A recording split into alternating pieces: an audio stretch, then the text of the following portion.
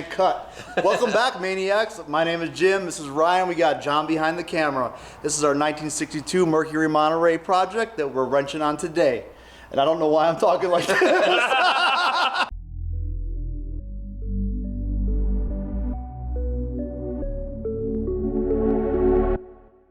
Today, what are we doing today? It's a good question. Glad you asked. Here we go. We already did a master brake booster. Power brake booster. So this was a front disc brake car. It was a front drum brake car. Not a front disc brake. A front disc brake conversion. Front disc brake conversion. You know, so we're a little out of practice here. You know, it's been a while, but we're back. We promised that we're gonna see a lot more of you. Yeah, so what Jim's saying is that what he's trying to say is that we've been off the grid for a little bit. Well, not exactly off the grid, but we just haven't been on here putting videos out at the pace that you guys might be used to for the last 2.5 years before that. With the 49 Ford, we were putting weekly videos out, really hustling on that car. And by the way, that car is actually doing really good right now. So it's all together, it's running, it's tuned, it's putting 621 at the crank.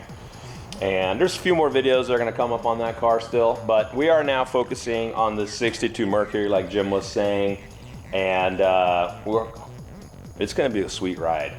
But we wanna wish you guys a belated Happy New Year. Yes. And you know, do leave us some comments. Let us know what you guys are thinking about what about the things that we've been working on and about where we should go with some of the stuff. You know, we're happy to be back. We're gonna keep chipping away at this YouTube thing. Yeah. All right. Well, let's get started on this custom brake line install. Yes. On the 62 Mercury. So Jim, we looked at this before. We had got a power steering cylinder rebuild kit, and then we tried another power steering cylinder, but so far we've been unsuccessful. Did you ever find a new power steering cylinder for this? That's a negative. I haven't looked since then, but Okay. that was the only one I found that time. Hey Jim, why is there so much space in here? What's happening? Is this gonna be like a Flintstone? We're thinking we're gonna do a Tesla swap. So the engine's in my garage. It's ready to be assembled through all sorts of pains with machine shops and blocks. And this block's no good, and trying to find a block and getting parts. What engine is going back in here? It's gonna be a 390 FE block, but it's actually gonna be a 416 FE. With the bore and stroke that it's gonna have. It literally is ready to be assembled. It's in my garage. That's gonna be a cool video, a couple of videos I would imagine, yeah, right? Getting that thing together and then dropping it in here pretty soon. Yeah. How about that inside stuff there? Oh, that's a good question too. So the interior, the seats, bench, and door panels are all done. They're ready to be picked up at the upholstery shop. That's our big push for today, is to get this thing rolling so we can put it on a trailer and get it over there. The upholstery we had done, it looks OEM, I guess, from 62. The dash looks so good in this thing. Everything's gonna match again. So he's gonna put the seats in. We're gonna do a carpet kit. He's gonna do the package tray and headliner as well. So once we give the car up, that'll be a great time to work on the engine, you know, and from here on out, we should be pretty consistent. It's awesome. Yeah, like you said, the interior is going back to stock. It's actually done already at the upholstery shop. It's emerald green with like silver metallic Piping. highlights piping. It is so cool. Plaid. So cool, little plaid. It's gonna have emerald green carpet in it. It's just gonna be very cool looking. And the outside is staying patina. It'll get cleaned up a little bit and sealed. And hey, if you guys know of anyone that's got a lead for a windshield for a 62 Mercury Monterey, which is also cross-reference, I would imagine, on a 62 Ford, Falcon? no. Maverick? No. I don't know. It's a Hey Google. Galaxy. Yeah, thank you, Google. 62 Ford Galaxy. What's the span of it? Like 61 to 3? Yeah, this would be a good one to leave a comment. Yeah. 62 Drop some knowledge. Mercury Monterey.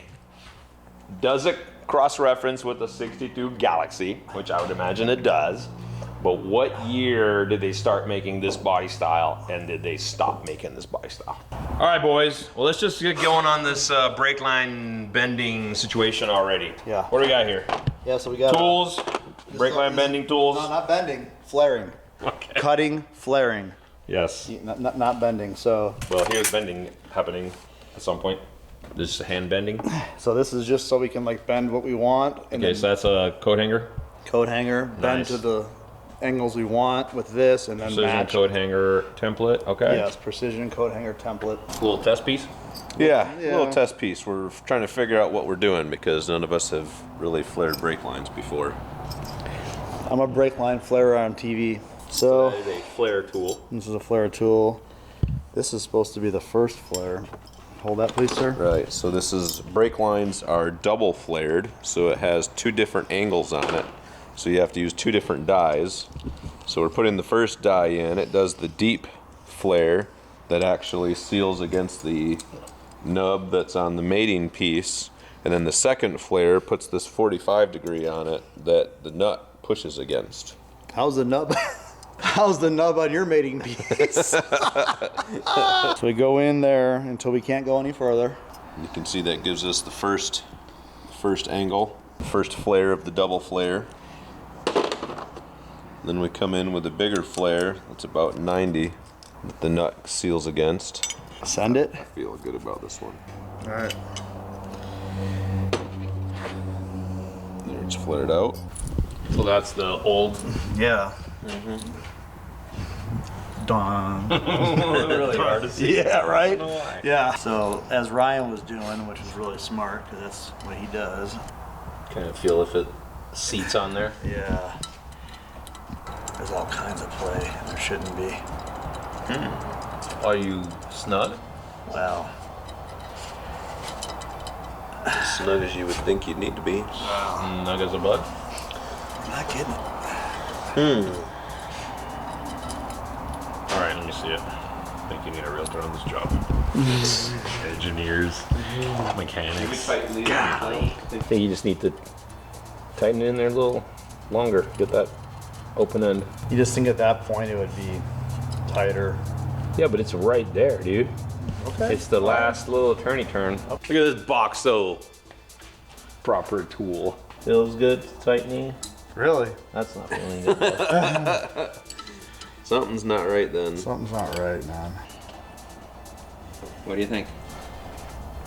I think we'll find out as soon as we bend up some lines and put some pressure to it. It feels really good. No, I can't. I think it's good. And go feel the nut. It's nice. It's not, you know? It's not over torqued. No.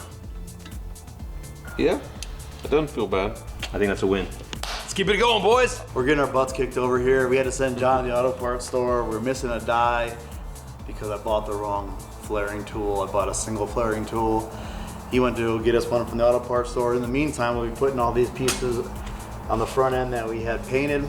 Not we had painted, we painted ourselves. That's a little ridiculous, but we'll throw those on in the meantime and come help us with that.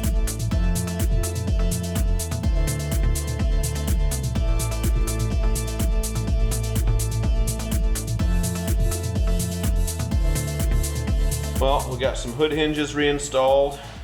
We've got some hood supports reinstalled and the grill brackets, the hood latch. And that's about all we've got left that we can do under there. Jim, what are you up to back here? I'm just kind of testing out this product we got. You know, I found it on eBay or Amazon. It was all messed up. It's been months since I bought it, but just seeing like how good it does on this grill, you know? Yeah, so cleaning it up some stainless. Figure we should probably polish up the grill before we put it back on the car. It might be a little easier to get some of the But the some of the results locations. are really good. Yeah, how's it looking? I mean, from dull to Got a little bit of grit in it and Yeah. some chemicals to eat some of the oxidation probably. This thing's gonna bling, dude. Look at that. This is right up my alley too. I like this kind of work. Yeah.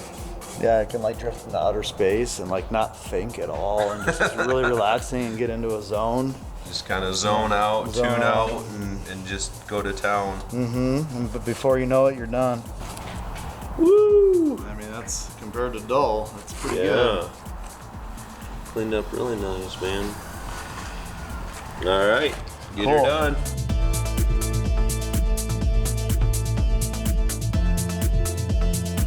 Brake lines are a bit of a bust today. We did get the grill polished up. John went and picked up another tool. Also sucks. It was not $50 working tool for us. wasn't even cheap. Yeah, it's not doing the end properly. We'll try it one more time You though. can see this end. It's got like something weird's going on. Giving it one more try with some lube and see if that works. We did get word back. What did we get word back about, Jim? The upholstery shop is ready for the car For the headliner. to finish it. So that means we're kind of switching gears for the second time today. We need to get this thing rolling, and there's not even any tires. We got tires. You just don't hold there. We're gonna get this thing down on the ground today and maybe load it on a trailer. We'll see.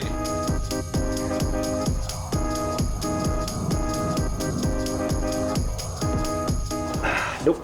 No. It's the wrong bolt pattern. John, why are you trying to put a BMW wheel on this Oh, those car look anyway? pretty sweet though. Well, so we figured out that with the new disc brake conversion on the front of this thing, the center bore on these old wheels will not fit on in order for us to get it on the ground and roll it around. So we had these old wheels off of the BMW 335i that we swapped the 49 Ford body on.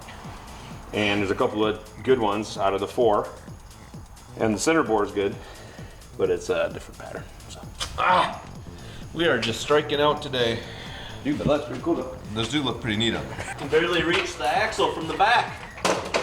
It's so far up underneath there. It's a long trunk. Put a lot of junk. Jim can move in there, live in it.